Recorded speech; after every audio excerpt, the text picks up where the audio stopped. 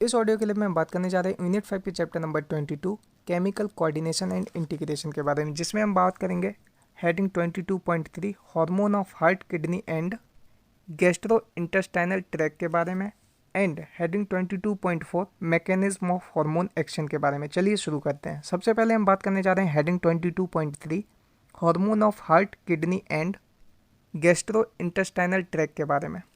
Hormone का secretion कुछ other tissue द्वारा भी होता है जो एंडोक्राइन ग्लैंड नहीं होते हैं, जैसे कि हमारे हार्ट की आर्टियल बॉल एक जरूरी पेप्टाइड हार्मोन सीक्रेट करती है जिसे आर्टियल नाइट्रियोटिक फैक्टर ANF कहते हैं। ब्लड प्रेशर के बढ़ने से ANF सीक्रेट होता है।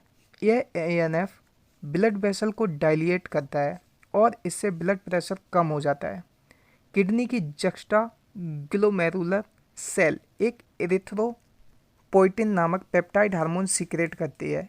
यह इरिथ्रोपोइसिस RBC के फॉर्मेशन को स्टिमुलेट करता है।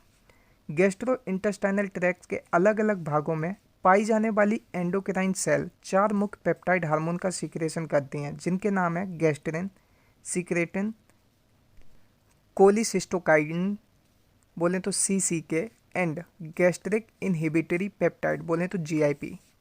गैस्ट्रिन गैस्ट्रिक ग्लैंड पर काम कर हाइड्रोक्लोरिक एसिड एंड पेप्सिनोजन के सीक्रेशन को स्टिमुलेट करता है।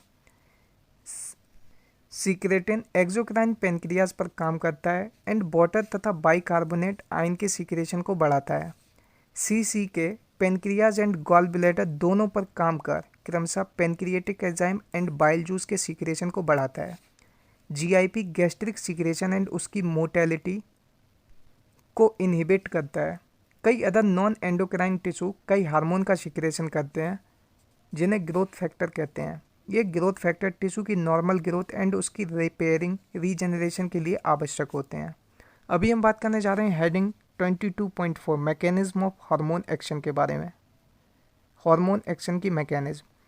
हार्मोन टारगेट टिश्यू पर पाई जाने वाली स्पेसिफिक प्रोटीन हार्मोन रिसेप्टर से जुड़कर अपना प्रभाव दिखाते हैं।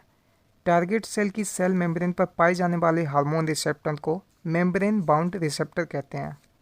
टारगेट सेल के अंदर पाए जाने वाले रिसेप्टर को इंट्रासेलुलर रिसेप्टर कहते हैं और ये अधिकतर न्यूक्लियर रिसेप्टर होते हैं जो न्यूक्लियस में पाए जाते हैं। हार्मोन रिसेप्टर के साथ जुड़कर हार्मोन रिसेप्टर कॉम्प्लेक्स बनाते हैं।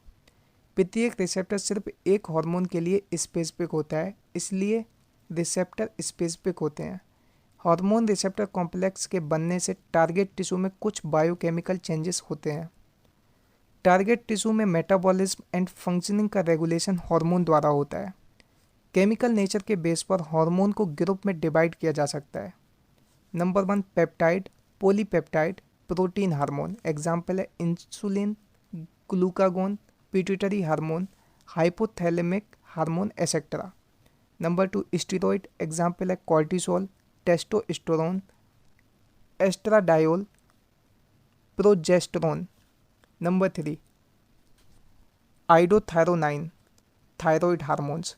Number 4 amino acid derivative. Example है एपिनेफ्रिन। जो हार्मोन मेम्ब्रेन बाउंड रिसेप्टर से इंटरेक्ट करते हैं वे साधारणतः टारगेट सेल में एंटर नहीं कर पाते हैं, लेकिन सेकेंडरी मैसेंजर जैसे कि cyclic AMP, IP3, calcium ion आदि का प्रोडक्शन कर सेलुलर मेटाबॉलिज्म को रेगुलेट करते हैं। इंट्रासेलुलर रिसेप्टर से इंटरेक्ट करने वाले हार्मोन जैसे कि steroid hormone, iodothyronine etcetera, hormone receptor complex and genome के इंटरेक्शन से जीन के एक्सप्रेशन या क्रोमोसोम फंक्शन को रेगुलेट करते हैं। यह सभी बायोकेमिकल एक्शन बॉडी की फिजियोलॉजी एंड डेवलपमेंट को प्रभावित करती है। आसान भाषा में बायोलॉजी की इस ऑडियो क्लिप को सुनने के लिए चैनल को सब्सक्राइब करने और करवाने के लिए आपसे इस ऑडियो क्लिप में